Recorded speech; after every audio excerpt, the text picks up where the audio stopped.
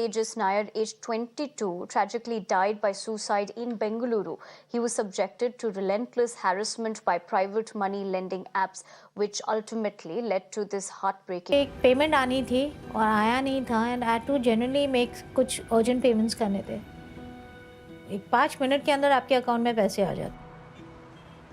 उनकी एक लेडी थी जिन्होंने स्टार्ट किया बोलने का कि अगर आपने पे नहीं किया ना, इमीडिएटली हम आपके कॉन्टैक्ट्स को फ़ोन करेंगे. Hello viewers, welcome to the grow Telugu YouTube channel. Micro loans అనే పదాన్ని మనం అందరం వినే ఉంటాం. అంతెందుకు మనలో చాలామంది ఈ యాప్స్ ద్వారా ఈ మైక్రో లోన్స్ అనే వాటిని తీసుకునే ఉంటాము. ఎందుకు? 3 కారణాలు ఉన్నాయి దీనికి. మొట్టమొదటిది, వీళ్ళు ఎటువంటి క్రెడిట్ హిస్టరీని చూడరు.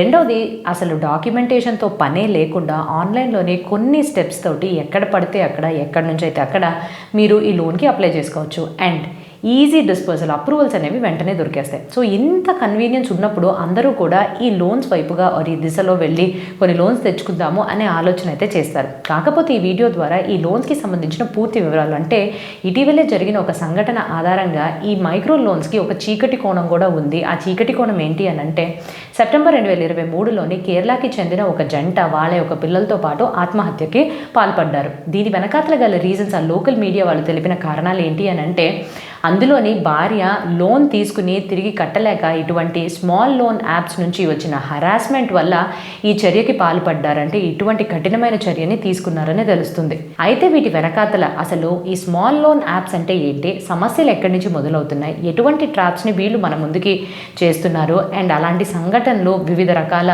స్టేట్స్ నుంచి మన భారతదేశం వ్యాప్తంగా కూడా చాలా కేసెస్ రికార్డ్ అవుతున్నప్పటికీ కూడా కొన్ని స్టేట్స్ నుంచి కొన్ని సంఘటనల్ని తెలియపరుస్తూ అసలు మనల్ని మనం ఎలాగా కాపాడుకోవాలి అండ్ ఎటువంటి తీరులోనే ఒక నిర్ణయం అనేది తీసుకోవాలి మనము లోన్స్కి వెళ్ళేటప్పుడు అని పూర్తి వివరాలు ఈ వీడియో ద్వారా చూసి తెలుసుకుందాం. సో ఇంకెందుకు ఆలస్యం, వెళ్ళిపోదామా వీడియోలోకి. కానీ వీడియోలోకి వెళ్ళడానికన్నా ముందు తెలుసు కదా, మీరు కానీ ఇంకా మా గ్రో తెలుగు యూట్యూబ్ ఛానల్కి సబ్స్క్రైబ్ చేసుకోకపోతే, ఎంతో ఇంపార్టెంట్ ఇన్ఫర్మేటివ్ కంటెంట్ని ఎప్పటికప్పుడు అందుకోవాలి అని అనుకుంటే వెంటనే సబ్స్క్రైబ్ చేసుకోవడం మర్చిపోకండి. నేను సిఏ హిరణ్య అండ్ ఈరోజు మనం చూడబోయేది మైక్రో లోన్స్ యొక్క చీకటి కోణాన్ని కూడా మనము పరిశీలిద్దాం.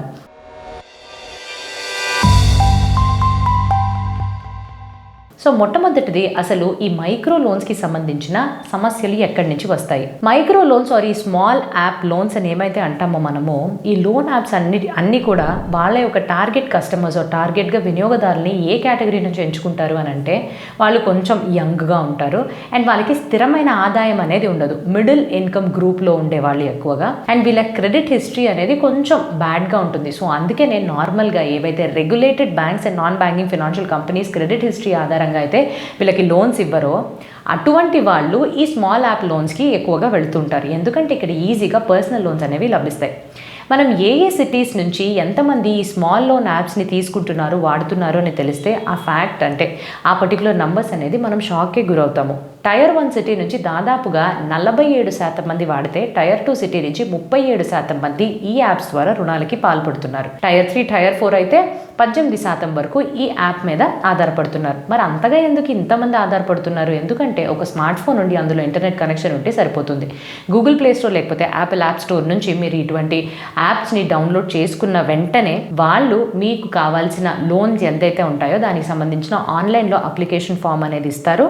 మీరు డీటెయిల్స్ అన్ని నింపిన తర్వాత, మీ యొక్క డాక్యుమెంట్స్వి అప్లోడ్ చేసిన తర్వాత అప్రూవల్స్ అనేది ర్యాపిడ్ స్పీడ్లో లభిస్తుంది. అండ్ వెంటనే చాలా వరకు, అంటే మనం అనుకోని విధంగా అంత తక్కువ టైంలోనే మనకి కావాల్సిన ఫండ్స్ అనేవి వెంటనే అకౌంట్స్లోకి వచ్చి పడిపోతున్నాయి. సో ఇలాగున్నప్పుడు ఆ టెంప్టేషన్ని కంట్రోల్ చేసుకుని చిన్న చిన్న వాటికి పర్సనల్ లోన్స్ అనేవి యాప్స్ ద్వారా తీసుకోవచ్చు కదా అని మన ఆలోచన తీరునే వాళ్ళు క్యాష్ చేసుకుంటున్నారు. అయితే వీళ్ళు ట్రాప్ని ఎట్లాగిస్తున్నారు, వారు ఎటువంటి ట్రాప్స్ని ఇచ్చి వినియోగదారుల్ని లాక్కుంటున్నారు. సో నేను ఇదివరకటి చెప్పినట్టుగానే ఎవరికైతే క్రెడిట్ హిస్టరీస్ చాలా కొంచెం బ్యాడ్గా ఉండి వారు లేకపోతే అంత స్థిరమైన ఆదాయం రాని వాళ్ళు ఉంటారో వాళ్ళు వెంటనే ఇటువంటి యాప్స్కి పర్సనల్ లోన్స్ కోసం వెళ్తున్నారు. అండ్ ఇక్కడ మనం ఇది ట్రాప్ అని ఎలాగ అర్థం చేసుకోవాలి? సాధారణంగా ఒక బ్యాంక్కి వెళ్ళి పర్సనల్ లోన్ తీసుకోవాలంటే 7 నుంచి 15% మధ్యలోనే ఇంట్రెస్ట్ రేట్ అనేది ఉంటుంది. Micro finance or micro financial ఇన్స్టిట్యూషన్స్కి వెళ్ళి మీరు రుణాలు తీసుకోవాలి అంటే 22 నుంచి 25% వరకు ఉంటుంది. ఇటువంటి యాప్స్లోని మీకు వాళ్ళు రుణం ఇచ్చే టైంకి లోన్కి వాళ్ళు ఛార్జ్ చేసే ఇంట్రెస్ట్ని కానీ చూస్తే 60% నుంచి 100% వరకు ఏదైతే లోన్ తీసుకుంటున్నారో లోన్తో పాటు అంత మళ్ళీ డబ్బులు మీరు వడ్డీ కింద చెల్లించాల్సి ఉంటుంది. ఇది చాలా పెద్ద ట్రాప్ అని మీకు అర్థం అవ్వాలి. అండ్ రెండవది, వీళ్ళు ఇచ్చే సమయం, మీరు ఏ సమయం లోపు తిరిగి వడ్డీ తిరిగి మొత్తాన్ని రీపే చేయాలి అని అంటే అది చాలా తక్కువ ఉంటుంది. ఒక వారం నుంచి మొదలై 15 రోజుల మధ్యలోనే ఉంటుంది. ఏదో కొన్ని కేసెస్లోని ఒక సంవత్సరం పాటుగా అన్నట్టుగా వాళ్ళు పొడిగించవచ్చు. సో వాళ్ళు ఎంచుకునేది మనకి ట్రాప్ అని అర్థం అవ్వాల్సిన విషయం ఏంటి అని అంటే, మీ దగ్గర స్థిరమైన ఆదాయం లేనప్పుడు ఇదిగో మేము ఇస్తాం లోన్ అని అంటూ మీ దగ్గరికి వచ్చి ఇంత ఎక్కువ మొత్తంలోని ఇంట్రెస్ట్ రేట్స్ని ఛార్జ్ చేసి తక్కువ సమయంలోపు మీరు తిరిగి రీపే చేయాలి అని అంటే ఎవరికి మాత్రం ప్రెషర్ అనేది క్రియేట్ అవ్వదు. ప్రతి ఒక్కళ్ళు కూడా ఆ టెన్షన్లో ఆ డిప్రెషన్లోకి వెళ్ళిపోతారు. దీనికి తోడుగా ఈ లోన్ మార్కెట్ అనేది అన్రెగ్యులేటెడ్ కింద వస్తుంది. స్మాల్ యాప్ లోన్స్ అన్నీ కూడా అంటే ఆర్బీఐ వాళ్ళ మీద ఆర్బీఐ వాళ్ళు ఈ పర్టికులర్ లోన్స్ మీద అనేది కంట్రోల్ అనేది చేయరు. ఆ రూల్స్ అనేవి వీళ్ళు ఫాలో అవ్వరు. అప్పుడు ఏమవుతుంది, మీరు ఎప్పుడైతే లోన్ని కట్టరో వీళ్ళు ఇల్లీగల్ రికవరీ మెథడ్స్కి వెళ్ళిపోతున్నారు. ఇల్లీగల్ రికవరీ మెథడ్స్ అంటే హరాస్ చేయడం, బ్లాక్మెయిల్ చేయడం, మీ కాంటాక్ట్స్, మీ ఫోన్లో ఉన్న ఫొటోస్ అన్నిటికీ వీళ్ళు యాక్సెస్ తీసుకుని దాన్ని మిస్యూజ్ చేస్తూ మిమ్మల్ని బ్లాక్మెయిల్ చేయడం మొదలు పెడితే గుండె గాబరా ఎత్తి దానికే మనం చాలా లొంగిపోయి ఇటువంటి ప్రాణాంతకమైన విషయాలు నిర్ణయాలు తీసుకునే వాటి వరకు వెళుతున్నాము. వీళ్ళు కూడా ఇంతకుముందు వడ్డీ వ్యాపారం చేసే వాళ్ళలాగా చాలా గట్టిగా ఇంకా రూత్లెస్గా ఉంటున్నారు. కానీ వాళ్ళకి వీళ్ళకి తేడా అంటే ఇప్పుడు కాలం మారింది, అందరూ కూడా టెక్నాలజీ పరంగా వెళ్తున్నారు కాబట్టి ఇక్కడ వీళ్ళు కూడా టెక్నాలజీని వాడుతూ అదే పనంగా మనకి డబ్బులు ఇచ్చి టార్గెట్ కస్టమర్స్ని వెతుక్కొని తర్వాత వాళ్ళని ఇటువంటి హెరాస్మెంట్స్కి గురి చేస్తున్నారు. వీటితో పాటుగా మన పర్సనల్ ఇన్ఫర్మేషన్ని కూడా తీసుకుంటూ అంటే ఈ ఫామ్ని నింపేటప్పుడు మన photo, pan card, Aadhaar card ఇటువంటి పర్సనల్ ఇన్ఫర్మేషన్ని తీసుకుని మార్క్ చేసి దానితోటి కాంటాక్ట్స్ లిస్ట్ని తీసుకుంటున్నారు. ఫొటోస్ అన్నిటినీ కూడా గ్యాలరీకి వెళ్ళి యాక్సెస్ చేసేస్తున్నారు. మీరు యాప్ని డౌన్లోడ్ చేయగానే వీటన్నిటి ద్వారా మిస్యూజ్ అనేవి చేస్తున్నారు. సో వీటన్నిటినీ కూడా అరికట్టడం కోసం మన ప్రభుత్వం వాళ్ళు చాలా రకాల చర్యలు అయితే తీసుకుంటున్నారు. కాకపోతే ఇప్పటిదాకా కూడా ఈ క్యాష్ నౌ, స్విఫ్ట్ లోన్ అనే వివిధ రకాల స్మాల్ లోన్ యాప్స్ వాళ్ళు చాలా రకాల టెక్నిక్స్ని వాడుతూ ఇంకా కూడా Google play store, Apple app స్టోర్లోని ఉంటున్నారు. వీళ్ళు ఎటువంటి టెక్నిక్స్ని వాడతారు, డిజిటల్ మార్కెటింగ్ చేస్తారు. చాట్ మెసెంజర్స్ ద్వారా మీ దగ్గరికి వస్తారు. బల్క్ లెవెల్లో ఎస్ఎంఎస్లు పంపిస్తూ ఉంటారు. సో ఏదో ఒక టైంలోని ఏదో ఒక సిచ్యువేషన్లో ఒక లోన్ తీసుకోకుండా ఉంటారా ఏంటి జనాలు అనేది పర్సిస్టెంట్గా వీళ్ళు ఫాలో అయ్యి వెనక వస్తూనే ఉంటారు. అయితే ఇప్పుడు మనము ఈ పర్టికులర్ స్మాల్ లోన్ ఈ యాప్స్ ద్వారా లోన్స్ తీసుకున్న వాళ్ళ యొక్క సంఘటనల్ని చూద్దాం.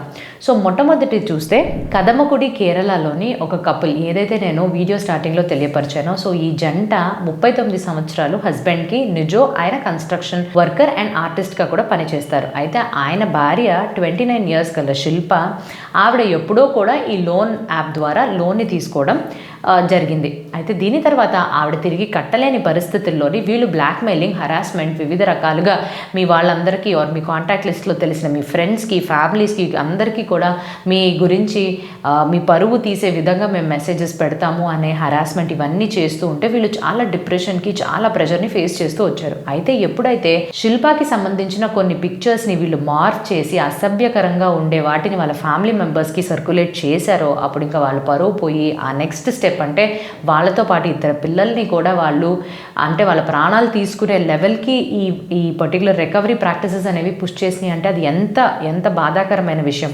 సో ఇటువంటివి ఏదో 1-2 కేసులు కాదండి, 100ల్లో కేసులు అయినాయి. అంతవరకు ఎందుకు, మొన్న ఒక ప్రైవేట్ సంస్థలో పనిచేస్తున్న ఒక ఉద్యోగి ఒక 23,000కి లోన్ కావాలి అని అంటూ ఇటువంటి లోన్ యాప్స్ నుంచి లోన్ని తీసుకునేటప్పుడు photo, pan card, Aadhaar card ఈ డీటెయిల్స్ అన్ని షేర్ చేశారంట. అయితే వీటిని మిస్యూజ్ చేస్తూ వీళ్ళు వెంటనే 6,80,000 అతని అకౌంట్ నుంచి కొట్టేశారన్నట్టుగా తెలుస్తుంది. అండ్ రెండవది, బెంగళూరులోని ఒక చిన్న అంటే ఇంజనీరింగ్ చదివే స్టూడెంట్ ఒక అబ్బాయి కూడా హ్యాంగ్ చేసుకున్నాడు తనని తానే. ఎందుకు అని అంటే ఏదో పర్సనల్ అవసరాలకి ఎవరిని అడగలేక ఈ యాప్స్ నుంచి లోన్ తీసుకుని కట్టని పరిస్థితుల్లోనే తన యొక్క ఫొటోస్ని రిలీజ్ చేస్తామని అంటూ బ్లాక్మెయిల్ చేయడం వల్ల ఇంకా దారి లేక ఆత్మహత్యకి పాల్పడ్డారు. అండ్ ఈ చైనీస్ లోన్ యాప్స్ మాత్రమే కాకుండా లోన్ ఆపరేటర్స్ కూడా ఇటీవలే చెన్నైలోని ఒక సాఫ్ట్వేర్ ఇంజనీర్ని కూడా ఇటువంటి హరాస్మెంట్స్ చేసి అతను కూడా సూసైడ్కి పాల్పడే విధంగా పుష్ చేయడం అనేది చూస్తున్నాం. సో ఇవన్నిటినీ కలిపి చూస్తే ఏమర్థమవుతుంది, వీళ్ళు సెట్ చేసే ఈ పర్టికులర్ ట్రాప్స్లోని మనం ఈజీగా పడిపోవడం కన్నా మనల్ని మనం ప్రొటెక్ట్ చేసుకుంటూ అసలు వీళ్ళు ఎలాగుంటున్నారు, వీటి మీద అవగాహన ఎట్లాగుంది, ఒక లోన్ యాప్కి మనం వెళ్ళడానికన్నా ముందు ఏ విషయాలు మనం చెక్ చేసుకోవాలి అనే దానిపైన ఎక్కువగా మనకి ఈ కాన్సన్ట్రేషన్ అనేది లభిస్తుంది. ఇప్పుడు మనం కొన్ని నంబర్స్ని స్టాటిస్టిక్స్ పరంగా చూద్దాం. సేవ్ దెమ్ ఇండియా అనే ఒక నాన్ గవర్నమెంట్ ఆర్గనైజేషన్. వీళ్ళు ఎప్పుడు కూడా ఆన్లైన్కి సంబంధించిన కంప్లైంట్స్ అంటే సైబర్ క్రైమ్స్కి సంబంధించిన వాటి మీద రీసెర్చ్ చేస్తే వీళ్ళకి తెలిసిన విషయం ఏంటి అని అంటే కోవిడ్ నుంచి ఈ ఆన్లైన్ పోర్టల్ ద్వారా రుణాలు ఇచ్చే వాళ్ళ యాప్స్ మీద వచ్చే కంప్లైంట్స్ అనేవి స్టడీగా పెరుగుతూనే ఉంది. ఈ సంవత్సరం ఏప్రిల్ 23లో కానీ చూసినట్టయితే ఒక రోజుకి దాదాపుగా 70 కంప్లైంట్స్ వరకు వచ్చింది. And national crime records bureau వాళ్ళ తరపున కూడా మనము ఆన్లైన్ పోర్టల్ ఆర్ సైబర్ క్రైమ్స్కి సంబంధించిన ఎన్ని కంప్లైంట్స్ వచ్చినాయి 2021లో అని చూసినట్టయితే దాదాపు 14,000 కంప్లైంట్స్ రిజిస్టర్ అయినాయి. అండ్ అందులోని ఈ ఆన్లైన్ అప్లికేషన్స్ ఫ్రాడ్స్ అనేవి కూడా ఇంక్లూడ్ అయి ఉన్నాయి. కాకపోతే ప్రాబ్లం ఎక్కడ వస్తుంది అని అంటే అంత ధైర్యం చేసి ఆర్బీఐకో లేకపోతే పోలీసులకో వెళ్ళి కేసుని రిజిస్టర్ చేసే అంత ధైర్యం అనేది చాలా మందికి సరిపోకపోవడం వల్ల అన్రిజిస్టర్డ్ కేసెస్ యొక్క సంఖ్య కూడా చాలా వరకు ఉంది. అయితే ఇప్పుడు మనల్ని మనం ప్రొటెక్ట్ చేసుకునే విధంగా ఇప్పుడు మనం ఒక రెగ్యులేటెడ్ బ్యాంక్ అంటే రిజర్వ్ బ్యాంక్ ఆఫ్ ఇండియా ద్వారా కంట్రోల్ చేయబడిన banks and non banking financial ఇన్స్టిట్యూషన్స్లోనే ఒక లోన్ తీసుకోవడానికి ఇటువంటి లోన్ యాప్స్ నుంచి లోన్ తీసుకోవడానికి మధ్యన కొన్ని పాయింట్స్ మీద మనం డిఫరెన్సెస్ అనేది తెలుసుకుందాం. మొట్టమొదటిది అప్లికేషన్ ప్రాసెస్. సో ఈ లోన్ యాప్స్లోని ఆన్లైన్ ద్వారానే అంతా జరిగిపోతుంది. కొన్ని స్టెప్స్ని ఫాలో అయ్యి కావాల్సిన డాక్యుమెంట్స్ని మీరు ఇచ్చినట్టు మీ పర్సనల్ ఇన్ఫర్మేషన్ని షేర్ చేస్తే వాళ్ళు మీకు లోన్ అనేది ఇచ్చేస్తారు. అదే కానీ మీరు ఒక బ్యాంక్ రెగ్యులేటెడ్ ఎన్బిఎఫ్సిస్ అయితే తప్పకుండా బ్రాంచ్ని విజిట్ చేసి పేపర్ వర్క్ చేసి కావాల్సినవన్నీ ఇస్తేనే మీకు ప్రాసెసింగ్ అనేది వాళ్ళు స్టార్ట్ చేస్తారు. రెండోది కన్వీనియన్స్. ఆబ్వియస్గా యాప్స్ అంటే చాలా కన్వీనియంట్గా మీరు ఉన్న చోట నుంచి కొన్ని స్టెప్స్ ఫాలో అయ్యి క్లిక్స్ చేస్తే వెంటనే మీకు లభించేస్తుంది. కానీ బ్యాంక్స్లోని మల్టిపుల్ సార్లు వెళ్ళాల్సి వస్తుంది. వాళ్ళకి ఏదైనా ఒక క్లారిఫికేషన్ కావాలన్నా అడిషనల్ డాక్యుమెంట్స్ కావాలన్నా వెళ్ళి రావాల్సి వస్తుంది. సో ఈ రెండింటి మధ్యన పోలిస్తే కొంచెం ఇన్కన్వీనియన్స్ అనేది మీకు బ్యాంక్స్ అండ్ ఎన్బిఎఫ్సిస్ లోన్ ద్వారా ఉంటుంది ఆ పర్టికులర్ థింగ్. 3 loan amount. ఎప్పుడు కూడా చిన్న పర్సనల్ హ్యాండీ లోన్స్ అని అంటాం కదా, వాటికి ఈ లోన్ యాప్స్ వాళ్ళు ఎక్కువగా ఎంకరేజ్ చేస్తుంటారు. ఇదిగోండి 20,000 30,000 తీసుకోండి ఏదైనా ఒక ఖర్చుకి అంటూ చెప్తారు. కానీ banks or non banking financial companies అనేవి స్మాల్ లోన్స్ కన్నా కొంచెం higher loans or higher value ఉండే లోన్స్ పరంగానే ఎక్కువగా కాన్సన్ట్రేట్ చేస్తారు. ఇంట్రెస్ట్ రేట్ నేను ఇంతకుముందు చెప్పినట్టుగానే 60 to 100% మధ్యలో ఇంట్రెస్ట్ రేట్ అనేది ఉంటుంది. అదే మీరు ఒక regulated bank or non banking financial కంపెనీస్కి వెళ్తే 7 నుంచి 15% మధ్యన ఉంటుంది. And next repayment. ఈ రీపేమెంట్ పీరియడ్ అనేది చాలా తక్కువ ఉంటుంది ఇటువంటి లోన్ యాప్స్ నుంచి తీసుకుంటే. అండ్ బ్యాంక్స్కి వెళ్తే ఫ్లెక్సిబిలిటీ ఉంటుంది అండ్ ఎక్కువ సమయం కోసం వాళ్ళు ఎక్కువ అమౌంట్ ఇస్తారు కాబట్టి మీ యొక్క పరిస్థితిని బట్టి మీరు టైంని అనేది సెట్ చేసుకోవచ్చు. సో అప్పుడు మనకి ప్రెషర్ అనేది చాలా తక్కువ ఉంటుంది. రికవరీ చేసే విధానం. ఇక్కడే అండి చాలా పెద్ద వ్యత్యాసం ఉంటుంది. ఇదైతే banks and non banking financial companies regulated స్ట్రీమ్లోకి వస్తాయి కాబట్టి చాలా లీగల్గా ఎథికల్గా రికవరీ ప్రాక్టీసెస్ అనేవి జరుగుతాయి. నోటీసెస్ వస్తాయి ఎప్పుడు కూడా ఇంటికి వచ్చి అది చేయండి ఇది చేయండి అటువంటి ఇల్లీగల్గా అనేవి ఉండవు.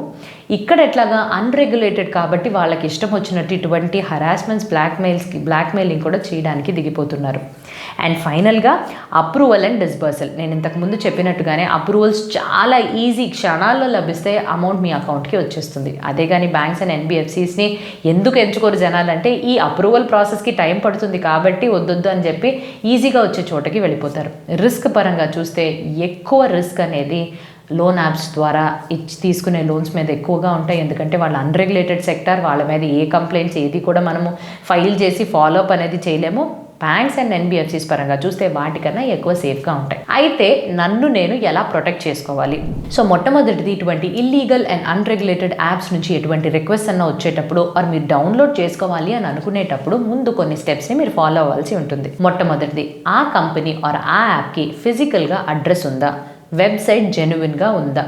ఎవరైతే జెన్యున్గా ఉంటారో వాళ్ళకి ఆఫీస్ కంటూ ఒక ఫిజికల్ అడ్రస్ అనేది ఉంటుంది. ఎప్పుడైతే మీరు డౌన్లోడ్ చేసుకునే యాప్ యొక్క ఆఫీస్ గురించి మీరు గూగుల్ చేసినప్పుడు మీకు కానీ ఒక ప్రాపర్ అడ్రస్ దొరక్క ఆర్ వెబ్సైట్ కూడా లేకపోతే తప్పకుండా అటువంటి వాటిని డౌన్లోడ్ చేసుకోకండి, వాటి జోలికి కూడా వెళ్ళకండి. రెండోది ఆర్బీఐ రిజిస్ట్రేషన్. సో కొన్ని ఆర్బీఐ వెబ్సైట్లోకి వెళ్ళి మీరు ఎటువంటి ఆథరైజ్డ్ మొబైల్ యాప్స్ ఆర్ ఇటువంటి స్మాల్ లోన్ యాప్స్ అనేవి ఉంటాయో ఆ లిస్ట్ అనేది ఆర్బీఐ వెబ్సైట్లో ఉంది. అండ్ ఇక్కడ కింద మేము డిస్క్రిప్షన్ బాక్స్లో ఆ లింక్ని కూడా ఇచ్చాం. వాటిని క్లిక్ చేసుకుని చెక్ చేసుకుని ఆ లిస్ట్లో ఉండే యాప్స్ని మాత్రమే డౌన్లోడ్ చేసుకోండి. ఎందుకంటే ఆర్బీఐ రిజిస్ట్రేషన్ ఉంటే రెగ్యులేషన్స్ అనేవి ఫాలో అవుతారు. ఇల్లీగల్ రికవరీ ప్రాక్టీసెస్ మీద కూడా వాళ్ళు తీసుకున్నట్టు ఆర్ చేస్తున్నట్టయితే మీరు ఆర్బీఐ వాళ్ళకి కంప్లైంట్ చేస్తే ఆర్బీఐ వాళ్ళు యాక్షన్ తీసుకుంటారు. అది లేని పక్షాన అస్సలు వెళ్ళొద్దు. మూడోది ఆన్లైన్ రివ్యూ అండ్ రేటింగ్స్. ఒక ప్రోడక్ట్ని ఎట్లాగైనా మనం తీసుకునేటప్పుడు మిగతా వాళ్ళు వాళ్ళు దాన్ని యూజ్ చేసి వాళ్ళ యొక్క అనుభవాలని షేర్ చేసుకునే ఈ ఆన్లైన్ రివ్యూ అండ్ రేటింగ్స్ చాలా ఉపయోగపడతాయి ఇటువంటి యాప్స్ ఆధారంగా. గూగుల్ ప్లే స్టోర్లో కూడా మీరు ఒక యాప్ని డౌన్లోడ్ చేసుకోవడానికన్నా ముందు ఆ రివ్యూస్ని చదువుకొని ఈ యాప్ జెన్యునా కాదా అనేది మిగతా యూజర్స్ యొక్క అనుభవం నుంచి తెలుసుకుంటారు. అది చాలా మంచివి అండ్ చాలా రిలయబుల్ సోర్స్ అని చెప్పుకోవచ్చు. అండ్ నెక్స్ట్, పర్సనల్ డేటా అడిగే వాళ్ళు ప్రతి ఒక్కళ్ళు ఆర్ ఏ యాప్ నుంచి మీ యొక్క పర్సనల్ డేటాని ఇట్లా గ్యాలరీకి ఆర్ లేకపోతే కాంటాక్ట్స్ని యాక్సెస్ చేస్తున్నారో ఆర్ లేకపోతే అవసరం లేకుండా కూడా మీ ఫొటోస్ని కానీ మీ యొక్క ఆధార్ కార్డు, పాన్ కార్డు ఇవన్నీ ఇవ్వండి అని అడుగుతున్నారో అప్పుడే మీరు చాలా అప్రమత్తంగా ఉండాలి. ఎందుకంటే వీటిని మిస్యూజ్ చేసి ఫ్రాడ్స్ ఎట్లాగైతే నేను ఇప్పుడు చెప్పాను కదా అవి గురయ్యే ఛాన్సెస్ కూడా ఎక్కువగానే మనకు కనిపిస్తున్నాయి. అండ్ ఫైనల్గా మీరు ఏదైతే వెబ్సైట్ ద్వారా లోన్లని తీసుకుని అక్కడ మీ పర్సనల్ ఇన్ఫర్మేషన్ ఎంటర్ చేస్తున్నారో అది సెక్యూర్డా కాదా అనేది చెక్ చేసుకోండి. అది ఎలాగా HTTPS అనేది ఉంటే సెక్యూర్డ్, అంటే వెబ్సైట్ లాక్ అయి ఉంటుంది. అక్కడ మీ బ్యాంక్ ఇన్ఫర్మేషన్, మీ పర్సనల్ ఇన్ఫర్మేషన్ ఇచ్చినా సేఫ్గా ఉంటుందని అర్థం. HTTP మాత్రమే ఉంటే తప్పకుండా మీ పర్సనల్ ఇన్ఫర్మేషన్ని ఎక్కడా కూడా మీరు షేర్ చేయొద్దు. సో మేడం ఇన్ని చెప్పారు, మనల్ని మనం ప్రొటెక్ట్ చేసుకోవాలి, కానీ అల్టిమేట్గా మాకు డబ్బులు కావాలి. సో డబ్బులు కావాలి అని అంటే ఇంకేం సేఫర్ ఆప్షన్స్ ఉంటాయని మీరు నన్ను అడగచ్చు. 4 అదర్ ఆప్షన్స్ అనేవి నేను మీ ముందుకు తీసుకొస్తున్నాను. మొట్టమొదటిది బ్యాంక్ లోన్స్. సో బ్యాంక్ లోన్స్లో ఎక్కువగా డాక్యుమెంటేషన్ ఉంటుంది, ఎక్కువ సమయం పడుతుంది అని అంటే మీరు micro finance institutions or non banking financial companies కూడా వెళ్ళి లోన్స్ అనేవి తీసుకోవచ్చు. అక్కడ వడ్డీ రేట్ అనేది ఎక్కువ ఉంటుంది, కానీ RBI రెగ్యులేషన్స్తో ద్వారా జరుగుతుంది కాబట్టి మొత్తం ప్రాసెస్ అనేది మీకు కొంచెం సేఫ్టీ పరంగా, రిస్క్ పరంగా చూసుకుంటే చాలా వరకు అది బెటర్ అని మనకు తెలుస్తుంది. రెండోది ఎంప్లాయీ అడ్వాన్సెస్. మీరు ఎక్కడైతే పనిచేస్తున్నారో అక్కడ కొన్ని కంపెనీస్లో పాలసీస్ అనేవి ఉంటాయి. ఇటువంటి కావాల్సిన పర్సనల్ లోన్స్కి, హ్యాండీ లోన్స్కి మీరు వెళ్ళి డబ్బులు తీసుకుంటే ఆ డిడక్షన్ అనేది ప్రతి నెల మీ శాలరీ నుంచి ఆటోమేటిక్గా అయిపోతుంది.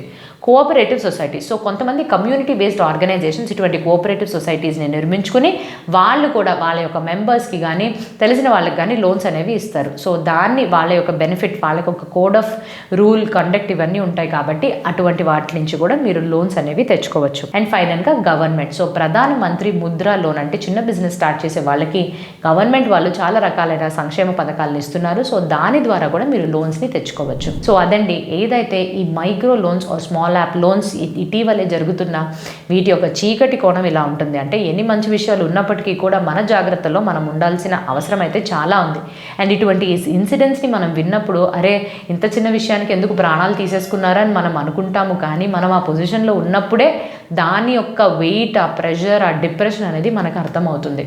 సో దేన్ని కూడా లైట్గా తీసుకోకుండా ఇంకా నుంచి మీరు ఎక్కడి నుంచైనా డబ్బులు తీసుకోవాలి అని అనుకుంటే ప్రాపర్ రెగ్యులేటెడ్ ఛానల్స్కి వెళ్ళి మేము చెప్పిన స్టెప్స్ని చూసి జాగ్రత్తలు తీసుకున్న తర్వాతే ఒక మంచి నిర్ణయం తీసుకుంటారని ఆశిస్తూ ఈ వీడియో ఎవరో ఒకరికి, అంటే ఎక్కడో ఒకళ్ళు ఈ మైక్రో లోన్కి వెళదాము అనే ఆలోచన చేస్తున్న వాళ్ళకి అందే విధంగా కూడా షేర్ చేయండి. ఎందుకంటే వాళ్ళు తెలుసుకోవాల్సిన విషయాలు చాలా వరకు వీడియోలో తెలియపరిచాం కాబట్టి. అండ్ ఐ హోప్ మీకు ఈ వీడియో చాలా యూస్ఫుల్గా ఉంటుంది అని. ఇంకా మంచి వీడియోతో మేము ముందుకు రావడానికన్నా ముందు have happy and very safe investing.